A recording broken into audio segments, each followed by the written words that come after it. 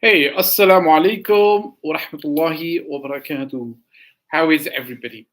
So, this is the midweek live that I go. The idea is to take any questions that you might have.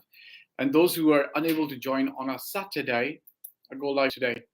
Everybody who's here, quick wave. Hi, how are you guys? Generally speaking, I am going to be answering questions that are pertinent to real estate brokers. But everybody else who joins in, if you guys have a question, I'm happy to answer, guys. Even if it's not a real estate related thing, I'll be happy to answer. If it's Dubai, kind of Dubai related, I'm happy to answer. Okay, so if you guys have any questions, please shoot them across. Everybody who's watching, welcome. Sebastian, Tana, QA, Justin, Chaudhry Qasim Ashraf. Hey, wave. So if I do this, if I wave at this, wave. Oh, now I understand what this is. So if you join in, I can actually wave to you. Okay, now I understand. HS. Okay. All right, guys. Let's take some questions on. I'm going to answer some questions for investors. Okay, people who've asked questions in the past.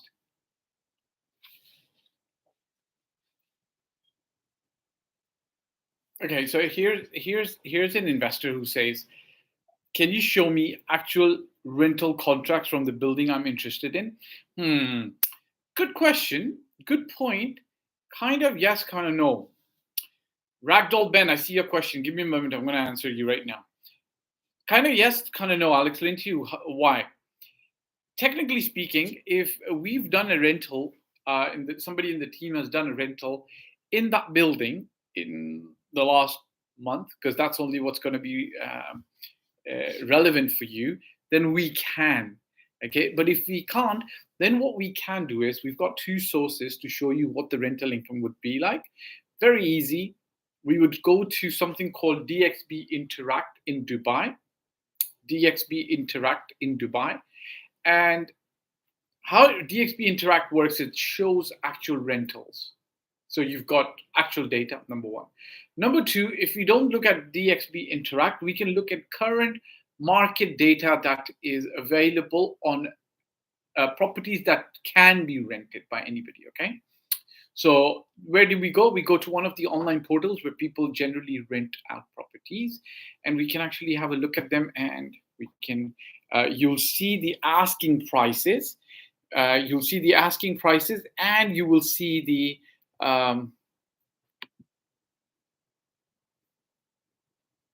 you'll see the asking prices, and you'll see what some of these apartments are getting rented for. Okay, so it's very easy. Ragdoll Ben. Hi Fahd, what do you think about Sports City, and how much can new studio be rented for? Okay, very easy to answer this. Okay, so I go to rent a studio in Dubai Sports City. Dubai Sports City, one of the portals. Okay, so it could be, you could choose any portal that you are most comfortable with, and you're going to see very easily a few of these properties come up. Okay, so studio apartments for rent in Dubai Sports City. You just go here, very easy. So you're looking at this, and now you can filter. So I'm clearly seeing this is a good building, one of the Giovanni boutique. It's 48,000. It's furnished. Okay.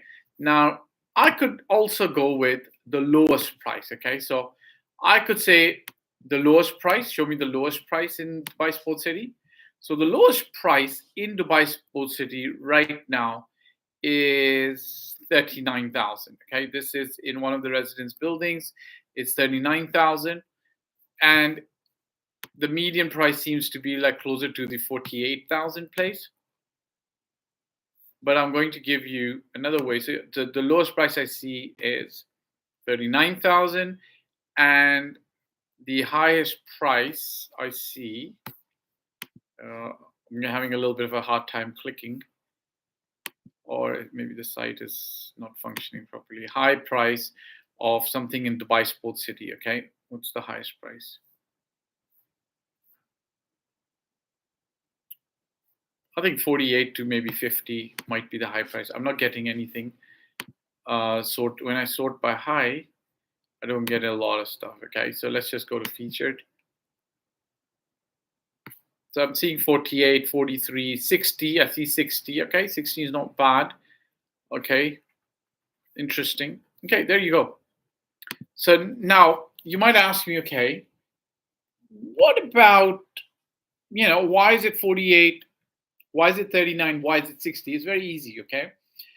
The quality of the building, the quality of the apartment, what are the amenities available in the building? What are the amenities available nearby? What's the kind of you know so the price, the market kind of decides the price, basically, if I'm trying to tell you this. Okay, so if people really like something, they're willing to pay a little bit more. If people like something less, what's going to happen is landlords are going to drop their prices until they meet a market where people are willing to rent. Ragdoll Ben asks, as a non-resident and property owner in Dubai, can I open a bank account to receive my rental? Thanks a lot, Fahd, for your amazing job. Thank you very much. I appreciate it. Jazakallah khair. Yes, you can. As a non-resident property owner, you can actually come into Dubai. You will need to be in Dubai. And now, I'm not going to say it's impossible to open a bank account if you're not in Dubai. It's been done. I've seen people do it.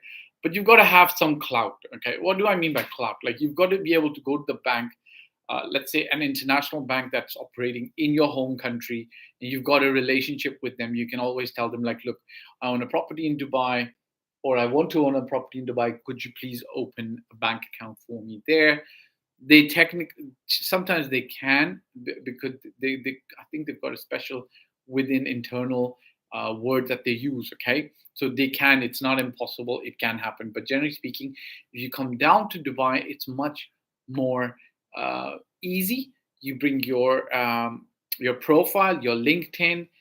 Um, your profile, your LinkedIn, your bank account statement from your home country for 3 months or 6 months, and a slew of other questions that they might ask you.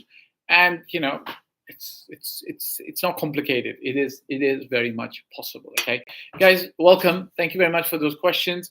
If you have any questions, I'm happy to answer. If not, I'm taking on questions that have come to me from real estate agents, so on and so forth, previously. Okay. So let's take another question for investors. Okay.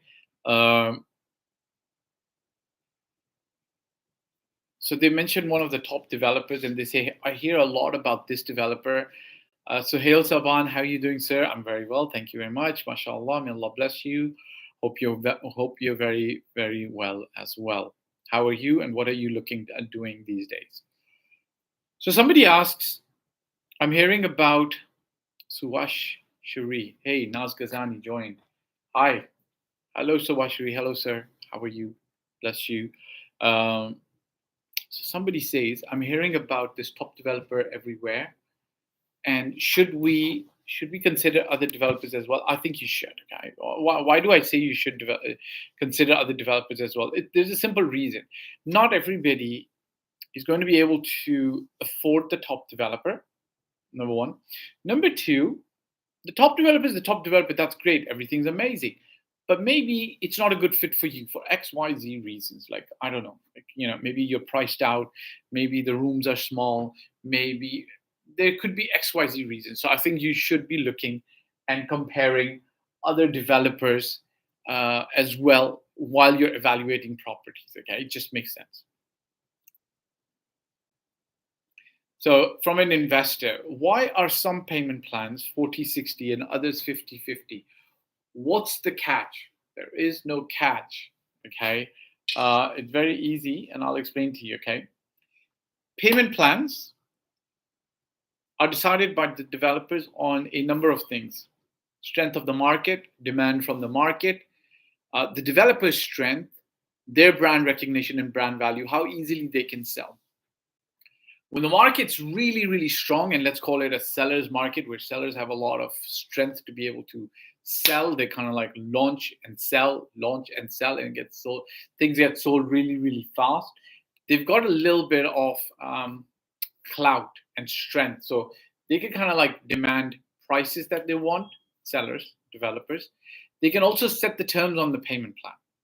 So you will see that the top developers these days might have payment plans of 90-10. What does a 90-10 payment plan mean?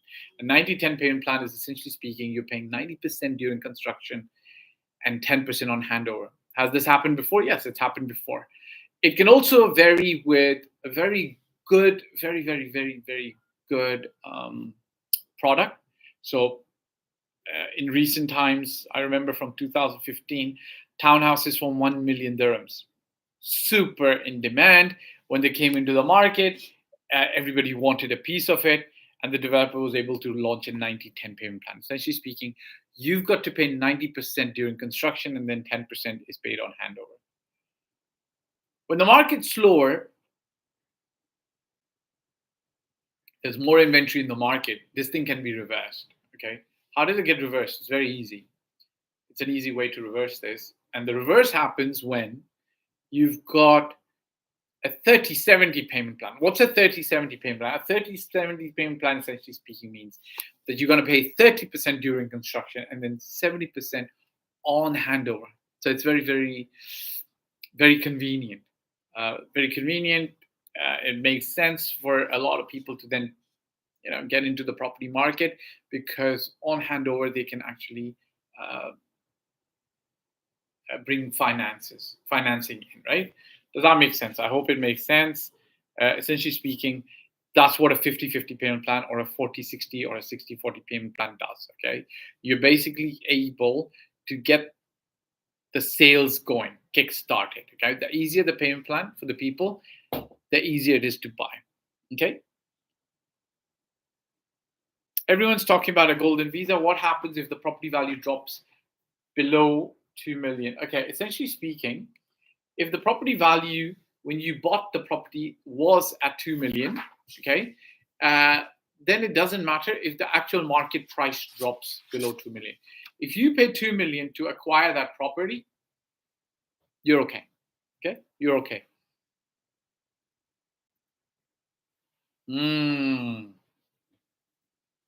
This is a good question. Why are some agents showing me different prices for the same unit? Okay. Now, this is a little bit of a problem in the market. And sometimes we see this, okay? You will have a particular community launched by a developer. And then when you go to the market or you check the property portals, you see different prices. Like you see a one bedroom priced at, just for example, okay, you see a one bedroom price at 1 million dirhams, you see a one bedroom price at 1.2 million dirhams, and you're even seeing like, the square foot is absolutely pretty much the same. Like one of them is 1,000 square feet, and the other is also 1,000 square feet. So you're left scratching your head and wondering like, why is this one 1 million and why is this one 1.2 million? Okay, one of the reasons is a lot of times when these launch events happen, the developers advertise a price, but that price is pretty much the starting price. Like it's kind of like, have you ever seen that rack that shows a sale on the shirts, and then it says from 2020? From 2020. Okay, let's see if this works. Okay, so let me answer this question as well. Okay, it says from 2020. From 20, sorry, not 2020. It says from 20. And then when you go and start, let's say $20, right? And then when you go and start looking at the shirts, you're going to see that the shirts vary. Like the shirts vary. Like, there's one at 20 dirhams, there's one at $20, there's one at $30, there's one at $40, there's one at $50. So it's actually like it starts from $20. Okay. So the thing is, what happens is it's very easy. They actually launch at 20 or a million, but then you'll easily see that they will have other prices depending on where the apartment is, what's it looking over, so on and so forth. So you'll see that the price varies based on what's the inventory left.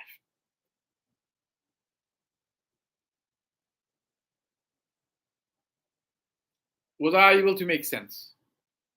Did I make sense to you? Yeah, a little bit. Did I make sense? Maybe. Kamsi kamsa? Not really. Okay. Which is why sometimes price might be different. Sometimes you might have some people playing a little bit funny, and they might actually make the wrong. They might list or show the wrong prices deliberately. Okay, so it does happen, not always. So a few more questions are going to take. I'm trying to take Sohail. I was trying to take you on with me, but looks like I wasn't able to do it. You might want to send the request again.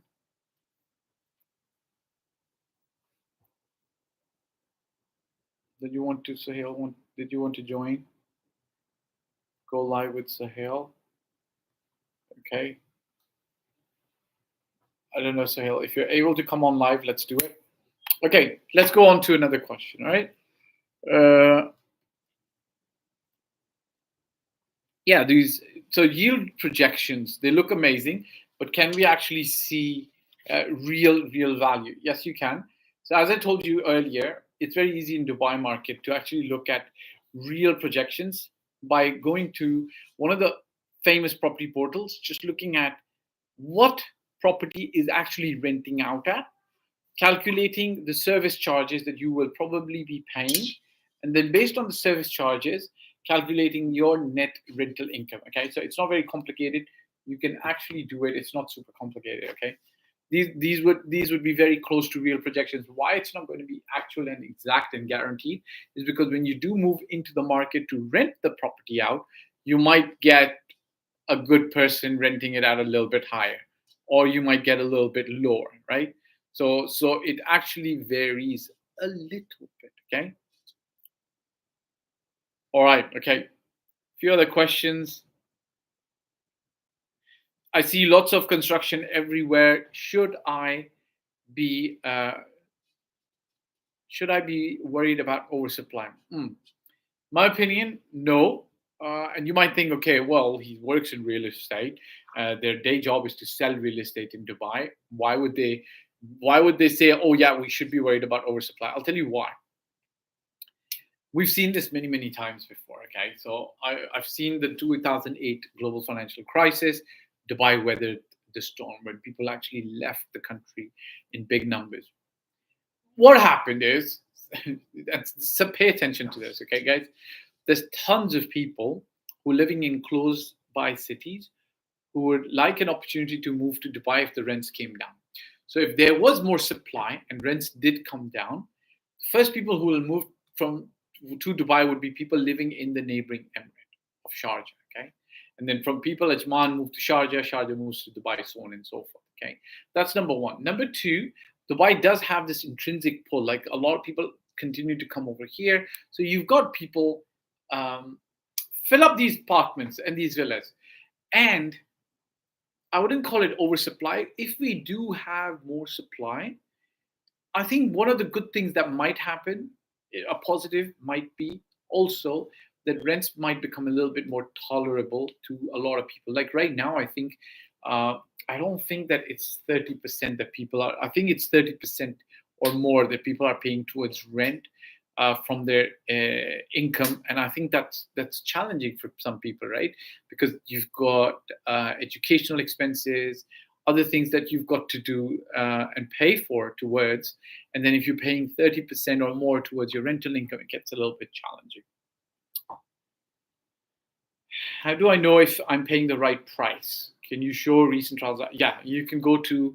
There is an online portal that's linked to Dubai government.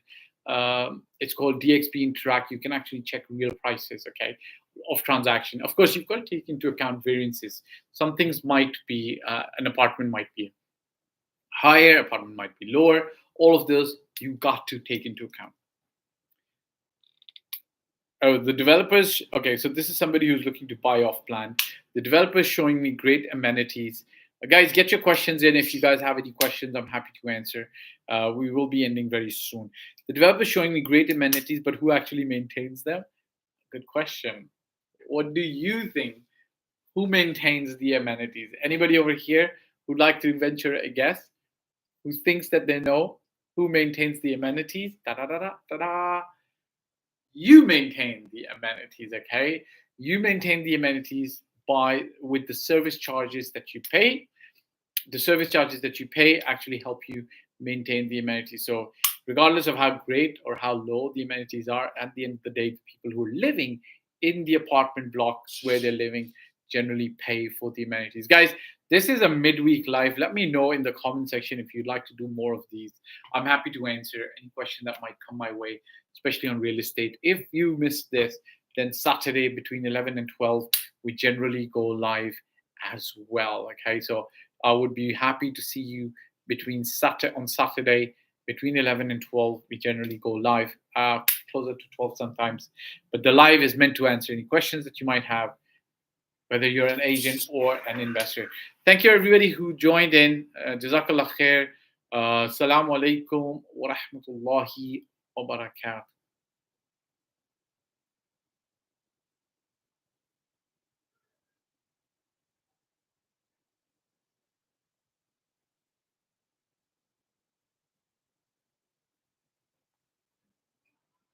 Anu, I think we. Yeah, I think we had.